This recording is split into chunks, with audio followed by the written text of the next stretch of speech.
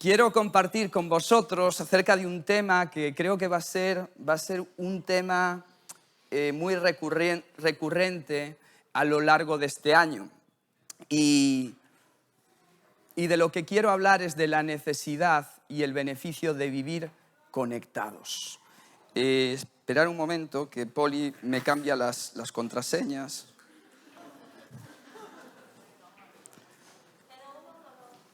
Bueno, ahora sí. Y a lo largo de este año voy a hacer una serie que no sé cuánto se alargará, pero voy a hacer una serie para hablar de esto porque creo que es sumamente importante. Creo que es sumamente importante entender la necesidad y lo bueno que es el vivir conectados los unos con los otros. Me gustaría que ahora pensases un poquito y quiero hacerte una pregunta. ¿Qué crees, qué piensas que la gente que no viene usualmente a una iglesia más admira de nuestras vidas?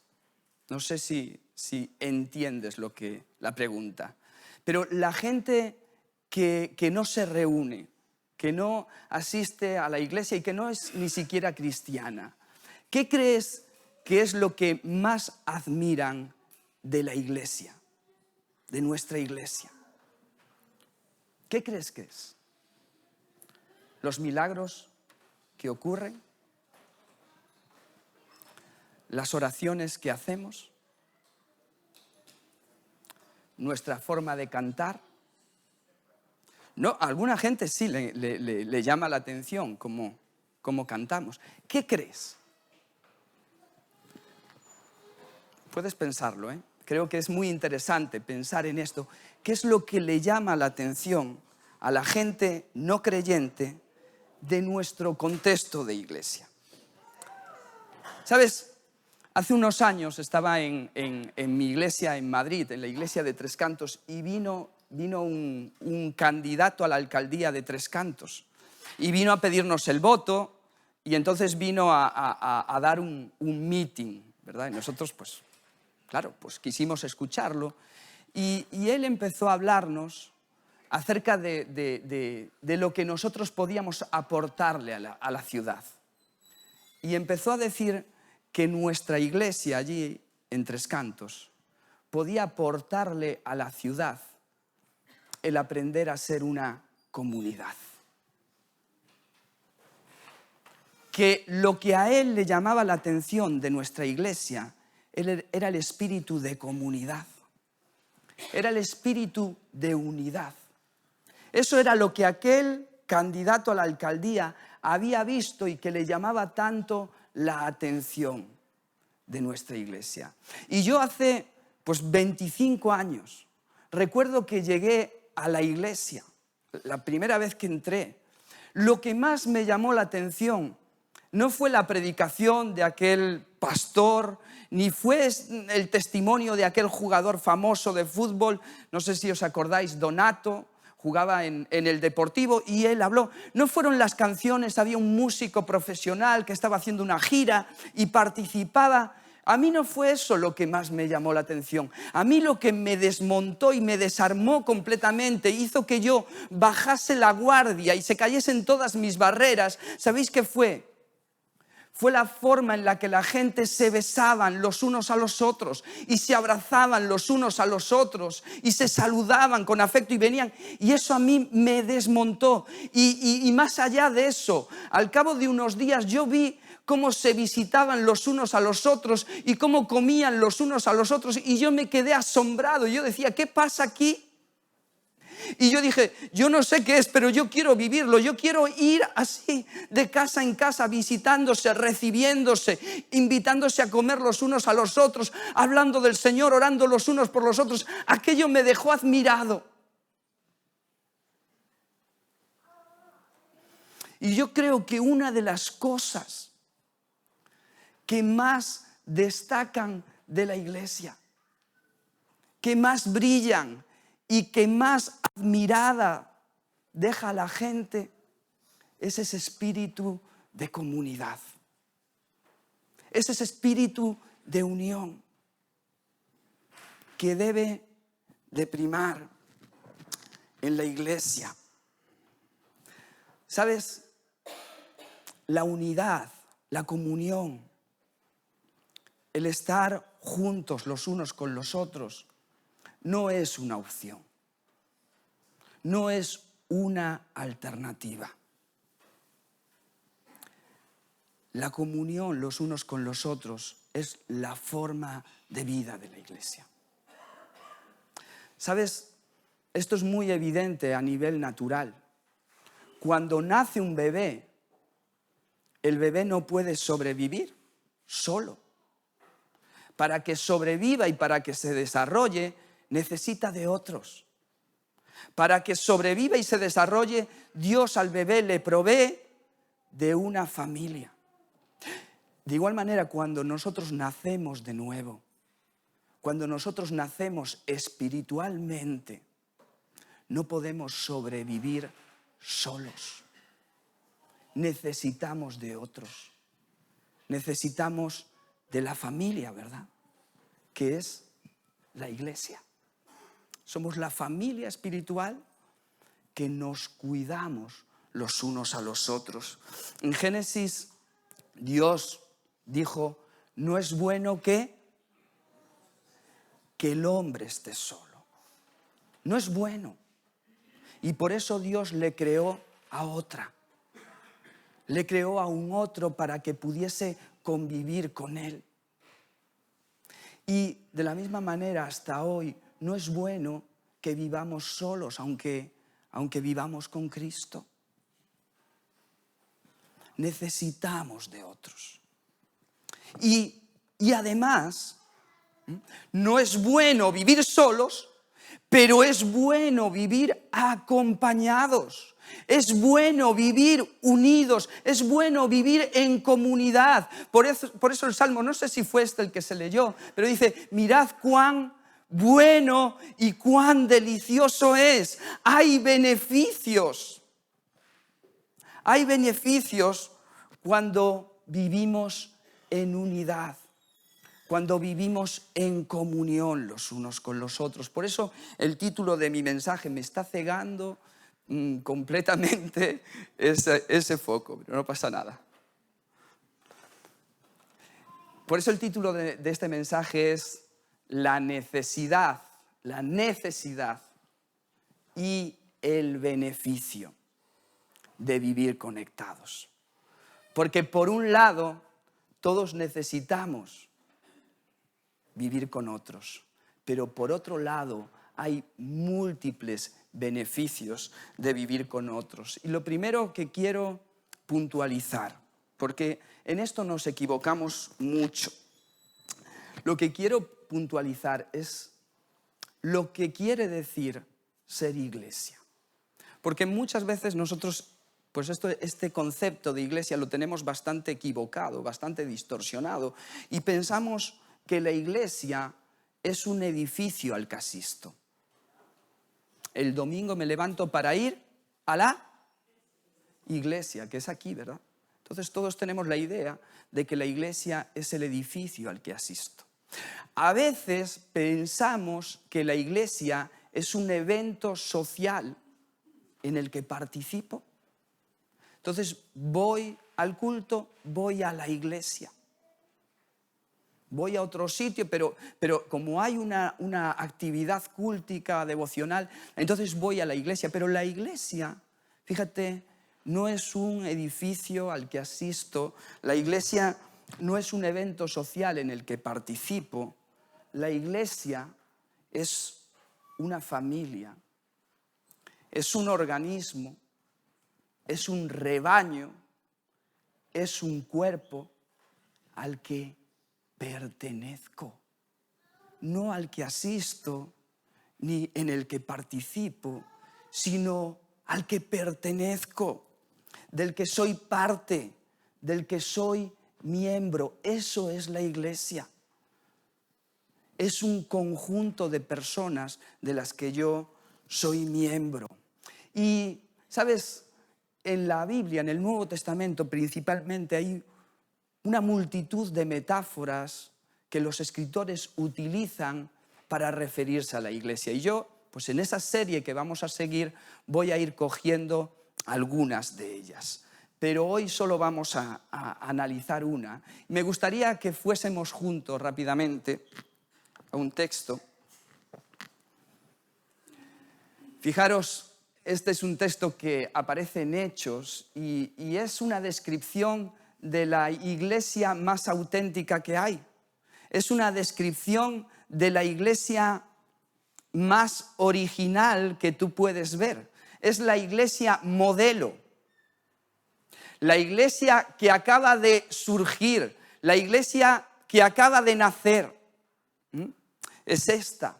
Muchas veces pensamos, ¿a qué iglesia me quiero parecer? ¿Verdad? Queremos parecernos a una iglesia de estas modernas, Hillsong o alguna otra que está destacando. ¿A qué iglesia yo me querría parecer? ¿A qué iglesia querría que se pareciese mi iglesia? Pues fíjate, a la mejor iglesia que te puedes parecer es a esta. Esta es la iglesia más auténtica, más original que hay. Es la iglesia que Dios acaba de iniciar. Un día a uno de los evangelistas más importantes que hubo en el siglo pasado, en el siglo XX, Billy Graham, no sé si a algunos os suena, pero es interesante que nos suene esto. Cuando somos aficionados al fútbol, conocemos todos los nombres de todos los jugadores buenos. Cuando somos aficionados pues, a cualquier otro deporte, conocemos siempre a los personajes, ¿verdad? Si somos realmente apasionados del Señor y de su iglesia, deberían de sonarnos algunos nombres de algunos personajes destacados. Billy Graham es uno de los grandes evangelistas del siglo pasado. Y un día, visitando una ciudad donde iba a hacer una campaña, parece que un periodista le hizo una acusación cuando vio sus posiciones conservadoras, bíblicas, ¿verdad? Y conservadoras. Este periodista le lanzó una acusación y le dijo: señor Graham, usted con sus posiciones tan conservadoras está retrasando el cristianismo 200 años. Y aquel evangelista le miró y le dijo: pues lamento el error, lamento el gran error cometido, porque yo no he venido a retrasar el cristianismo 200 años, yo he venido a retrasarlo 2000 años. Yo he venido a traer el cristianismo más puro, el cristianismo más primitivo, el cristianismo original. Ese es el cristianismo al que nosotros deberíamos de aspirar. Ese es el estilo de cristianismo que nosotros deberíamos de anhelar, este que está aquí.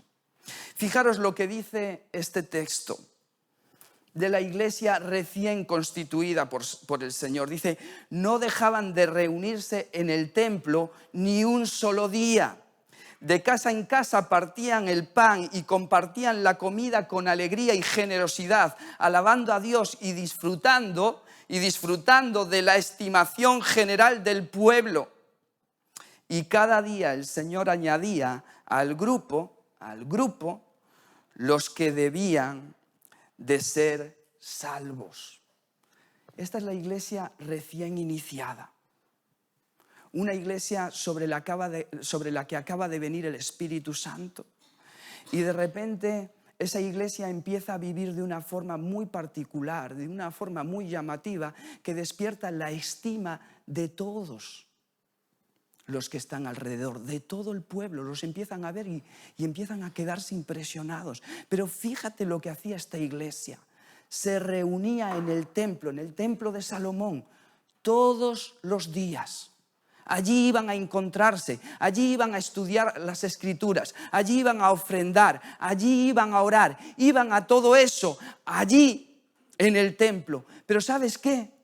No se conformaron con esa relación fría. No se conformaron con esa relación formal en el templo. No se conformaron con simplemente verse allí un rato.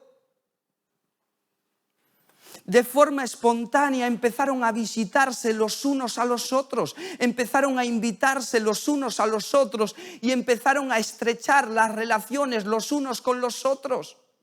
De forma espontánea empezaron a conectarse los unos con los otros mucho más estrechamente. Esta es la iglesia recién nacida, recién constituida.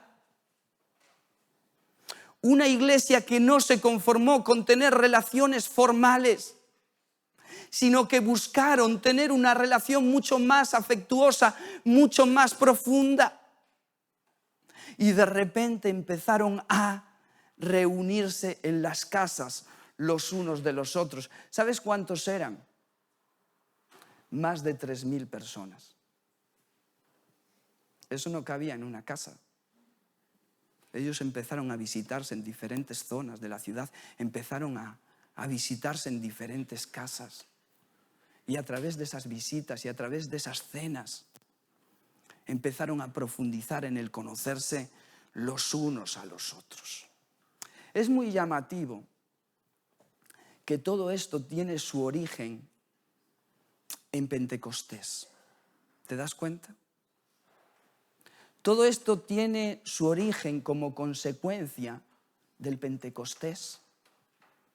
Y ¿sabes qué es lo que pasa en Pentecostés? En Pentecostés se cumple la promesa, en Pentecostés se cumple lo que anunció Juan el Bautista: el que viene después de mí os bautizará en Espíritu Santo y fuego. Y allí estaban todos reunidos, los 120, estaban en un mismo sentir, orando, y de repente se cumple la promesa, de repente desciende el Espíritu Santo.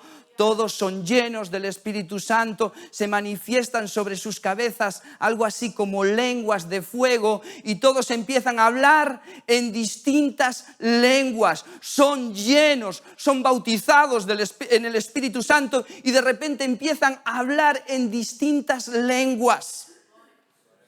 Pero ¿sabes que este ha sido, yo creo que una de las experiencias cristianas más mal interpretadas y más mal entendidas de todas las doctrinas?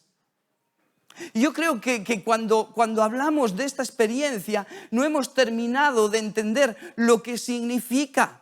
No hemos terminado de entender para lo que sirve esta experiencia de Pentecostés. ¿Sabes? Ellos empezaron a hablar en distintas lenguas, de manera que todos los que estaban allí, venidos a Jerusalén de diferentes nacionalidades, partos, medos, helenitas, había gente de todo tipo con diferentes idiomas, y cuando empiezan a ver que estos hablan en diferentes lenguas, se quedan asombrados porque les entienden. Porque el Espíritu Santo viene para que nos entendamos los unos con los otros. ¿Sabes? Yo he escuchado acerca del Espíritu Santo miles de cosas que nos llevan a dividirnos, a distanciarnos los unos de los otros. He escuchado cosas que es para darles de comer aparte. He escuchado en una iglesia un hermano que dijo: mira, yo a mi hijo prefiero que se case con un inconverso que con un pentecostal. Dijo eso y el hijo le salió pentecostal. Pentecostal hasta la médula. Y el padre ya es pentecostal también. Pero he escuchado a otros hermanos: yo no me junto con esos que no hablan en lenguas. Y esta doctrina del Espíritu Santo y esta experiencia del Espíritu Santo que viene para que nos entendamos, para que nos unamos, para que nos aproximemos los unos a los otros, ¿sabes en qué la convertimos? La convertimos en las barreras para separarnos los unos a los otros. No hemos entendido nada. ¿Sabes? La experiencia de Pentecostés viene para revertir la experiencia de Babel.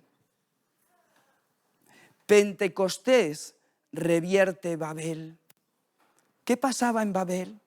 En Babel todos tenían una lengua, todos se entendían y todos tenían un mismo propósito, y iban a construir una torre que llegase de la tierra hasta el cielo, y como tenían una misma lengua y se entendían perfectamente y habían decidido hacer una misma cosa, Dios los vio y dijo, estos son imparables en lo que se han propuesto. Así que para que no levanten ese monumento al orgullo y a la autosuficiencia, ¿sabes lo que hizo Dios? Derramó un espíritu que confundió sus lenguas de manera que ya no se entendían y se dispersaron, se distanciaron los unos a los otros y dejaron de construir juntos. ¿Sabes lo que pasa en Pentecostés?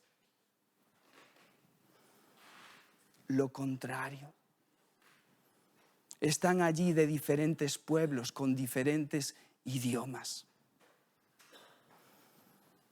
Y Dios derrama sobre ellos una lengua para que se entiendan, para que se pongan de acuerdo, para que se conecten los unos a los otros y empiecen a construir de forma que nada les pare.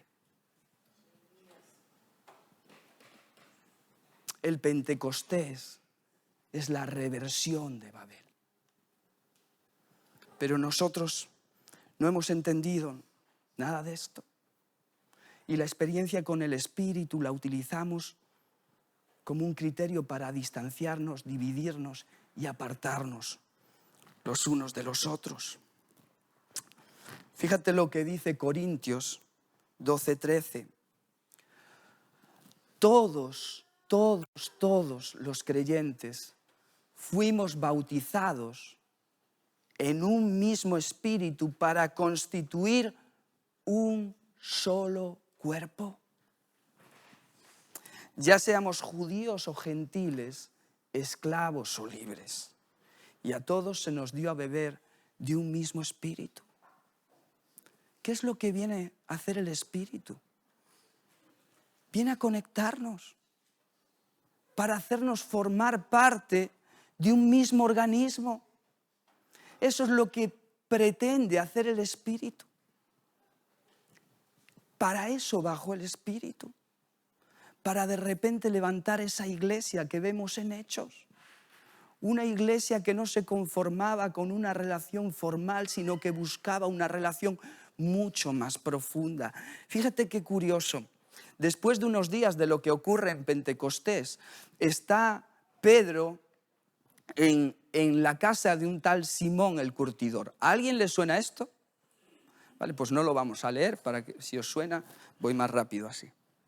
Está en casa de este Simón el curtidor y de repente el Espíritu le da una visión. Está orando, de repente tiene un éxtasis y ve que desciende un lienzo, un cuadro.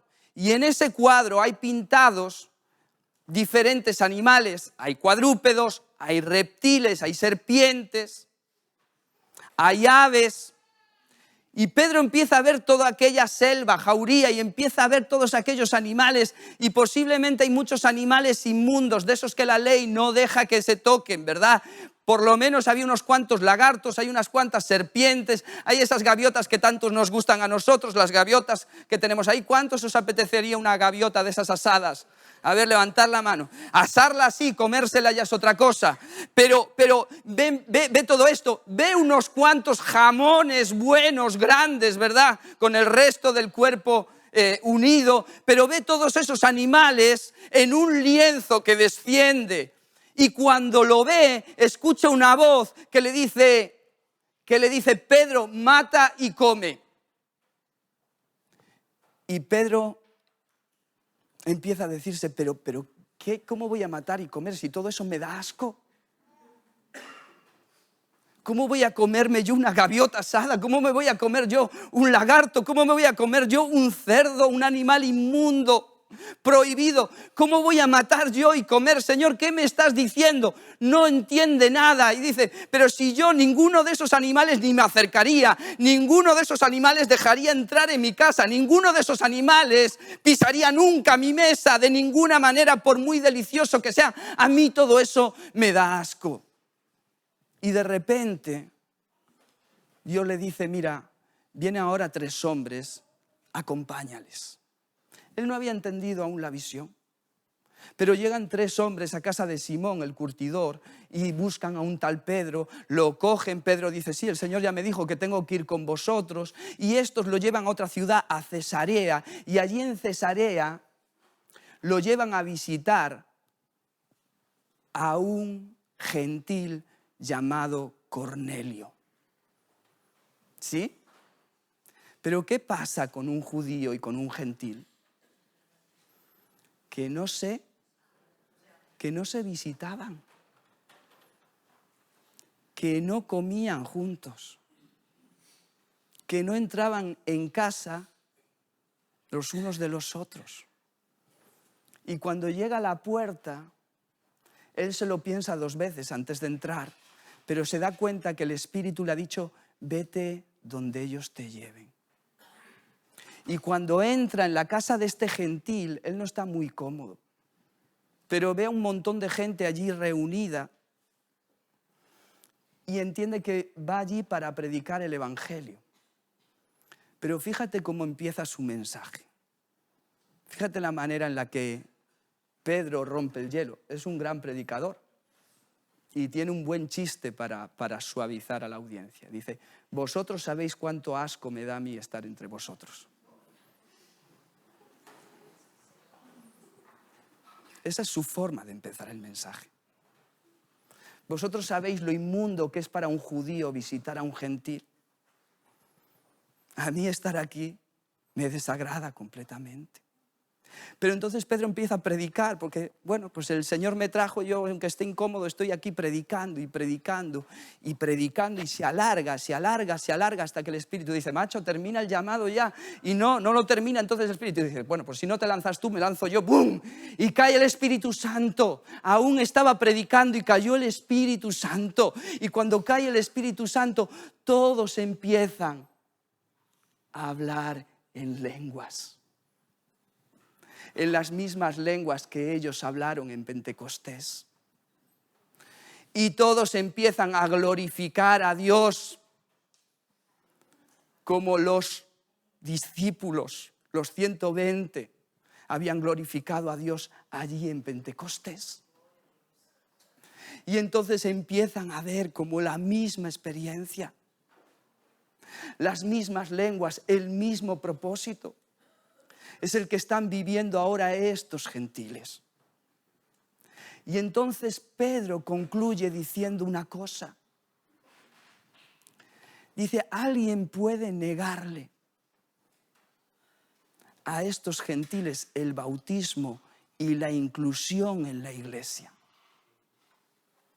¿Alguien puede mantener apartados, distanciados, separados a estos gentiles de la comunidad de creyentes? ¿Alguien los puede mantener alejados siendo que el Espíritu Santo ya los ha aceptado, derramándose sobre ellos como se derramó sobre nosotros? ¡Wow! ¿Para qué viene el Espíritu? Para romper todas las barreras.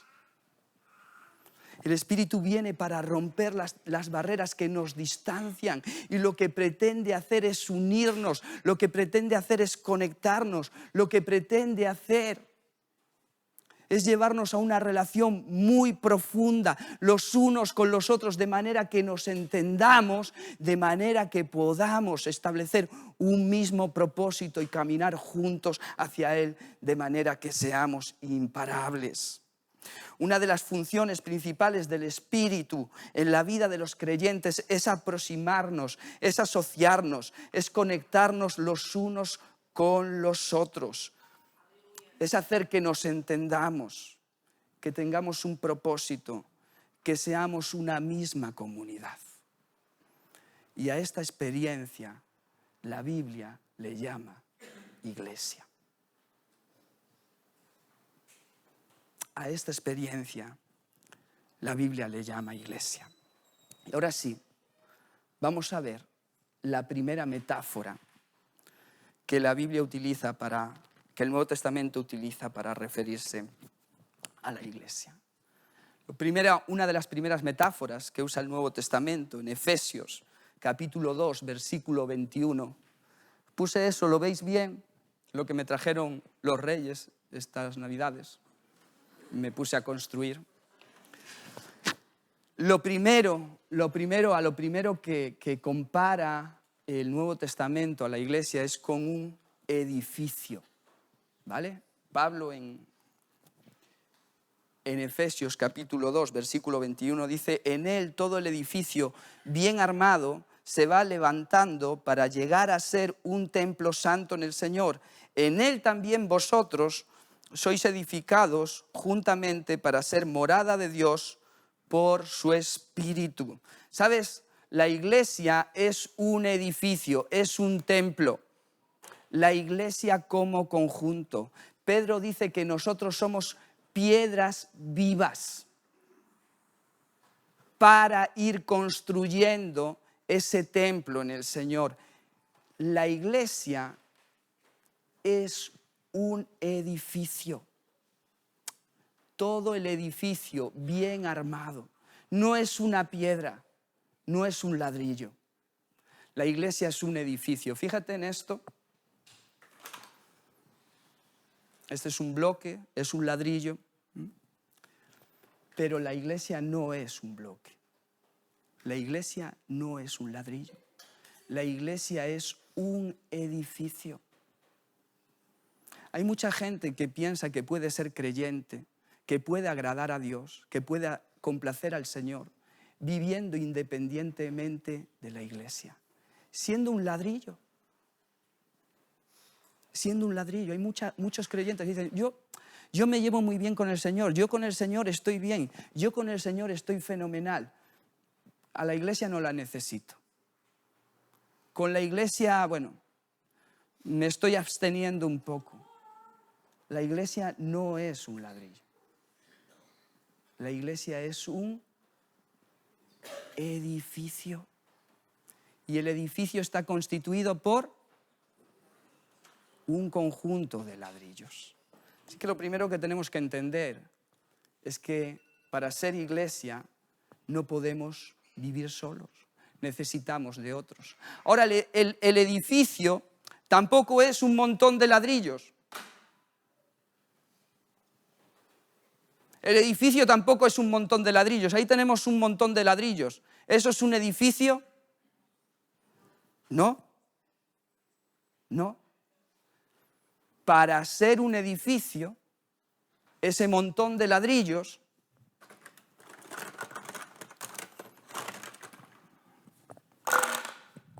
ya os digo que de pequeño jugaba esto, ¿eh?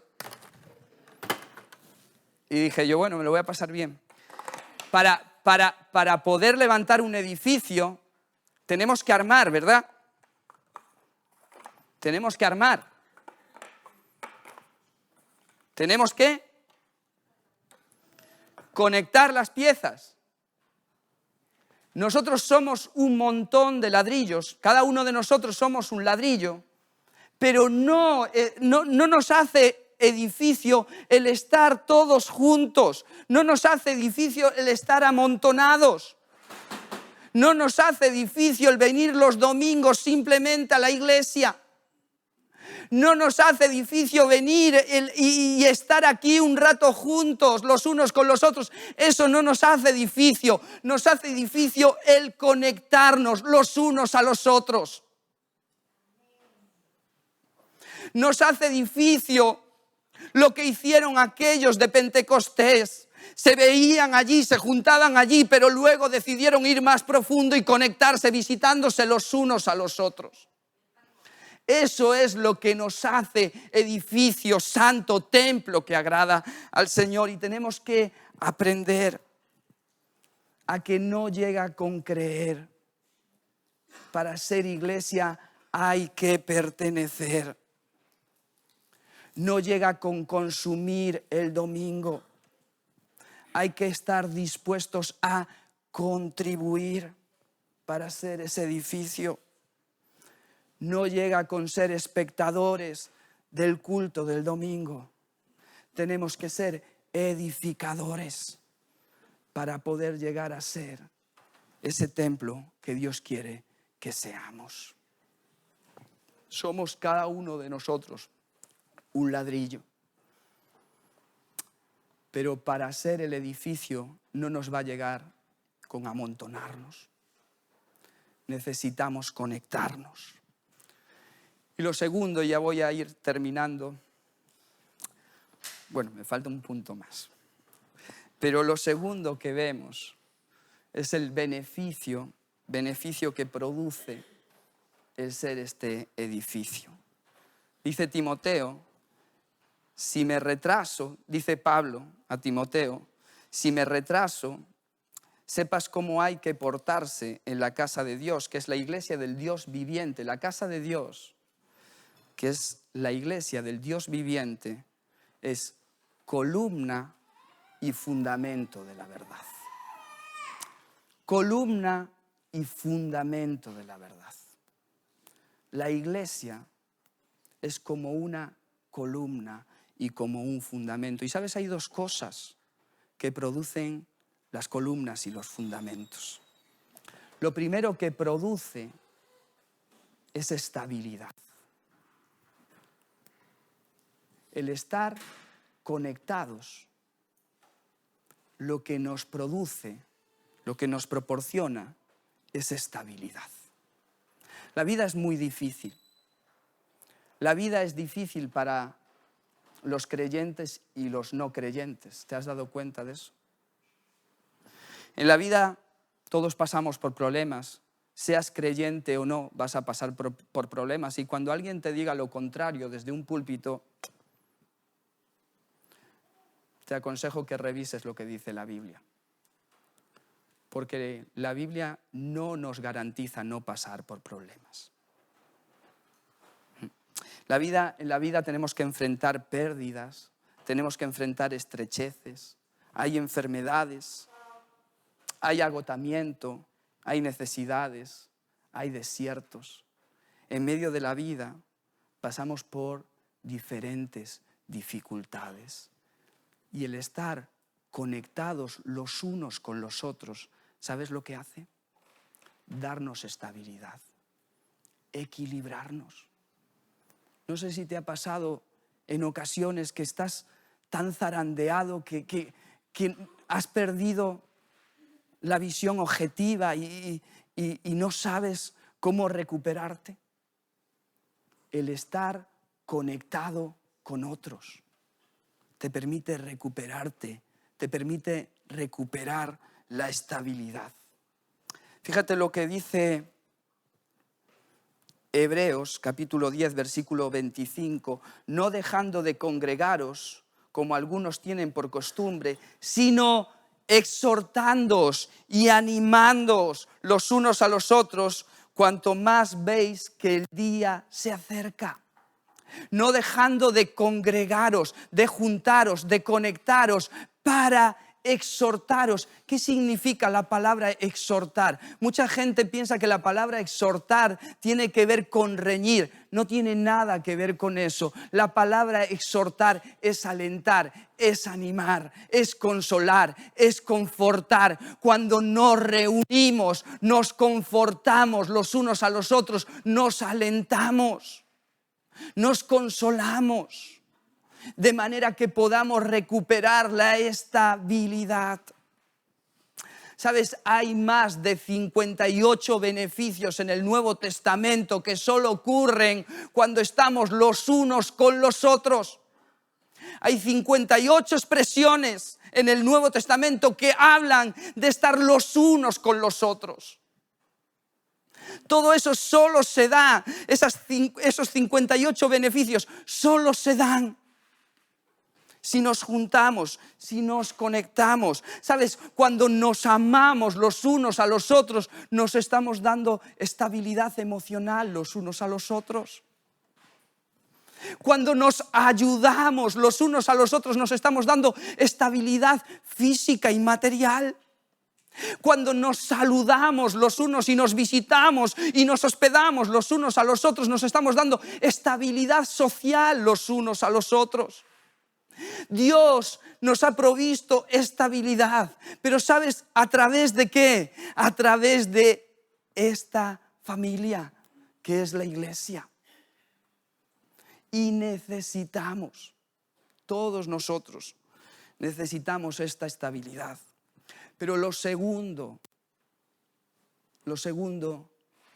beneficio en el que me voy a parar, ya veremos más metáforas, pero el segundo beneficio que nos da el estar conectados los unos a los otros es que nos hace más fuertes.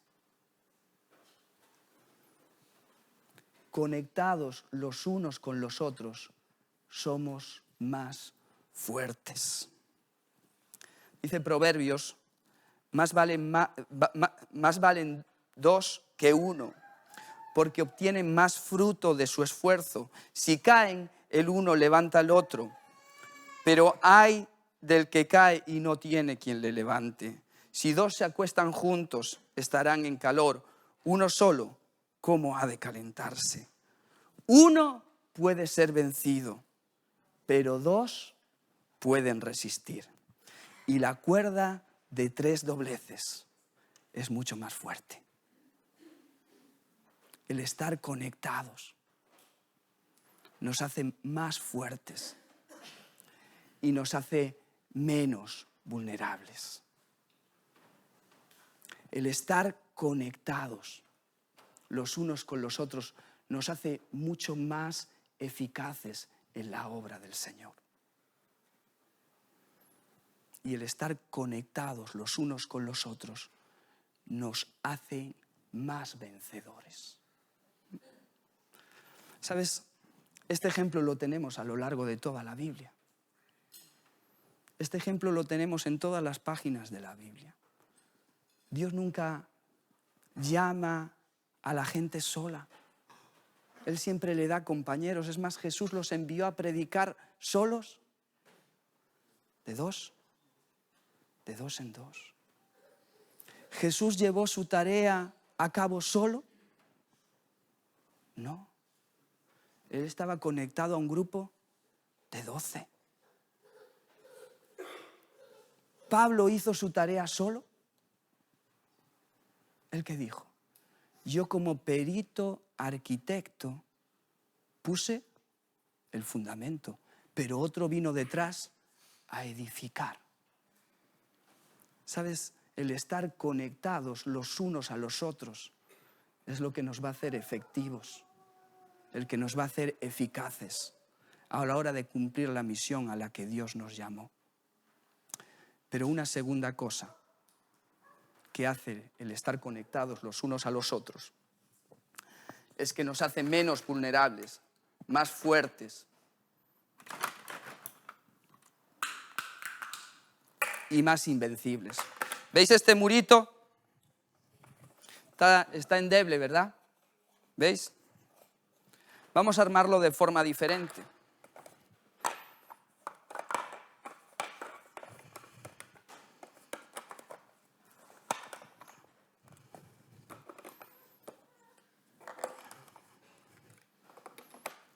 ¿Cómo lo veis ahora? ¿Lo veis? ¿Ahora? ¿Más fuerte? Más fuerte, ¿verdad? Cuanto más unidos, menos vulnerables.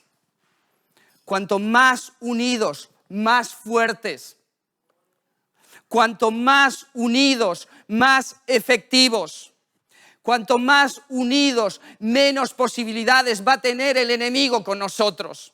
¿Sabes? Nosotros muchas veces pensamos que el enemigo es una caricatura y es un cuento chino, pero no. Siento decirte que es muy real. La semana pasada hablaba Juan Marcos de él. El enemigo está ahí. Es un ser real y él está buscando, ¿sabes qué? Robar, matar y destruir.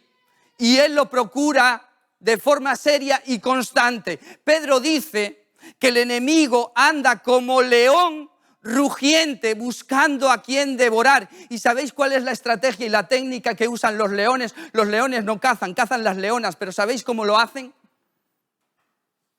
Las leonas se esconden, se camuflan y observan. Vamos a pasar el grupo de música, si puede. Pero las leonas se camuflan con el terreno y esperan agazapadas, observando, y observan hasta que una presa se despista. Esperan hasta que ven a una presa que se aparta del rebaño, que se retrasa, que deja de estar conectada a las demás. Y cuando ve que dejó de estar conectada, entonces se lanzan a por ella. El enemigo es así. En el momento que te desconectas, en el momento que te descuidas, en el momento que dejas de congregarte, en el momento que dejas de reunirte, Él entonces se lanza por ti y te empieza a seducir y te empieza a engañar y te empieza a destruir interiormente. Y muchas veces acaba por destruirte hasta exteriormente. Cuando vivimos unidos, bien conectados, entonces el enemigo no tiene nada que hacer. Cuando estamos bien conectados, no somos vulnerables. Todo lo contrario, somos imparables. La iglesia de Hechos se estaba reuniendo todos los días en el templo, pero eso no duró mucho. Al poco tiempo se despertó una persecución y ellos ya no podían reunirse ni verse en el templo. ¿Por qué? Los estaban apresando. Y no solamente los estaban apresando, los estaban martirizando. Los estaban matando y ellos ya no podían reunirse públicamente. Pero toda aquella persecución no pudo con la iglesia. Toda aquella persecución no detuvo a la iglesia. Toda aquella persecución no extinguió a la iglesia, no lo consiguió. ¿Por qué? Porque ellos habían aprendido a conectarse en las casas. Y ese movimiento de conexión fue imparable y el cristianismo se extendió y se expandió a lo largo de esos primeros siglos de una forma impresionante. Si nos conectamos, si estrechamos nuestras relaciones, si profundizamos en ellas, el enemigo va a tener muy poco que hacer. Y nuestro cristianismo va a ser imparable. Yo quiero que levantes el boletín un momento. Busca la agenda del boletín.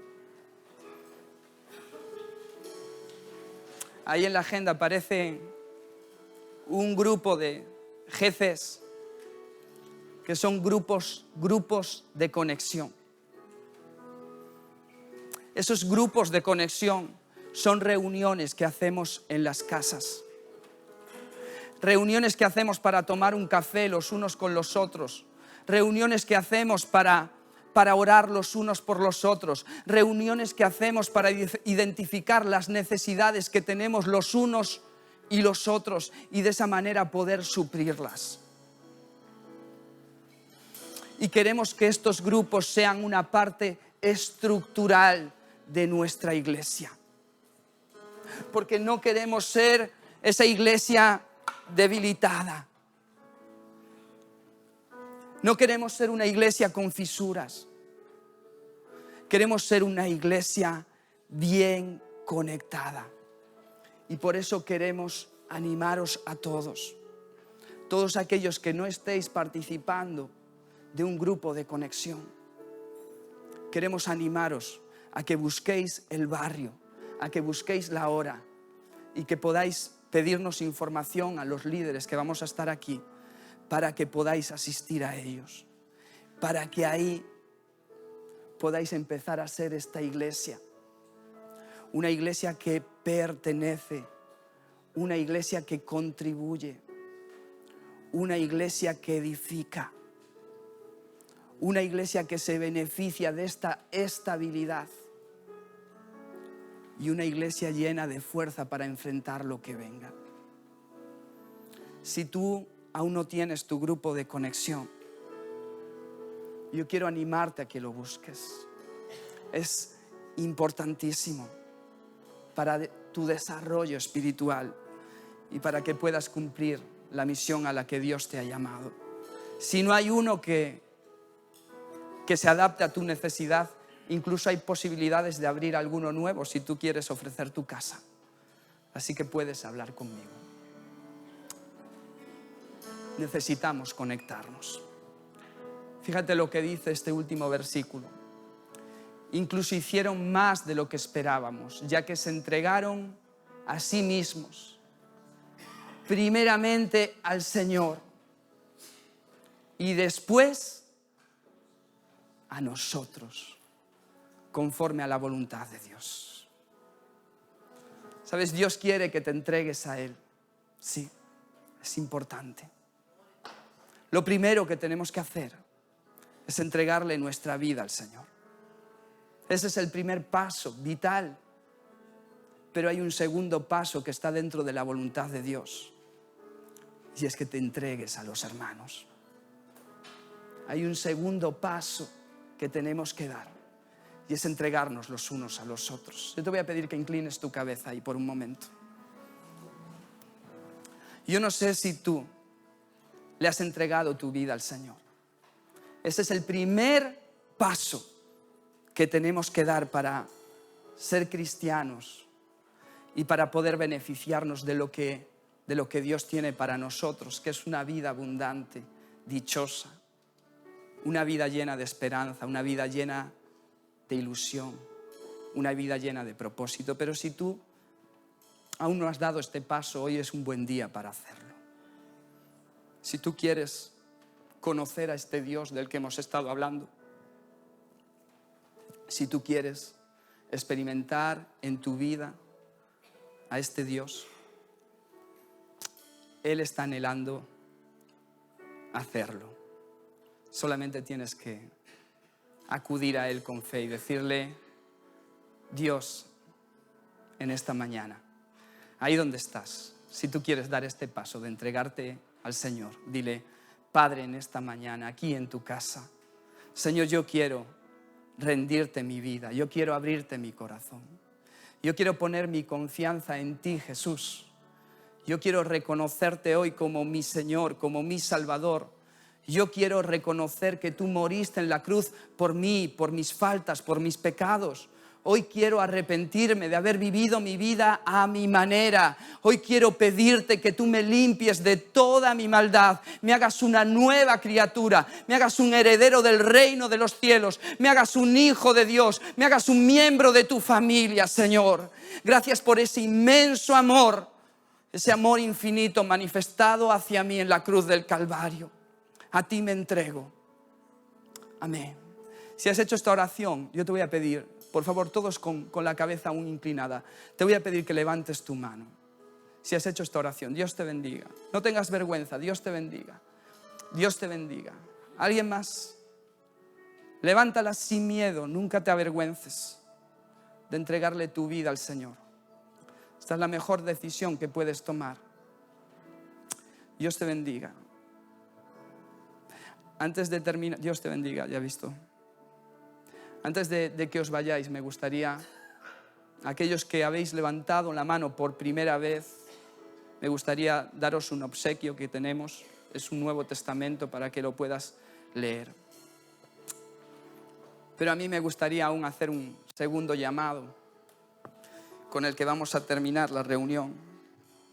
Pero si tú aún no perteneces a un grupo de conexión, pero Dios te ha hablado y te ha inquietado y quieres vivir esta experiencia de vivir un poco más conectado, de no solamente conformarte con reunirte en el templo, sino que quieres reunirte también en las casas. Yo quiero desafiarte a que hoy le digas a Dios: Dios, lo voy a hacer. Yo voy a conectarme mucho más. Yo voy a buscar ser mucho más efectivo, yo voy a buscar ser mucho más fuerte, yo voy a buscar ser mucho más sólido, mucho más estable. Yo quiero ser parte de este templo que tú te agrades de habitar. Así que si quieres tomar esta decisión, yo te pido que también te pongas de pie. que te pongas de pie ahí donde estás, si no estás asistiendo y Dios te ha inquietado. Aquí delante vamos a estar para darte toda la información.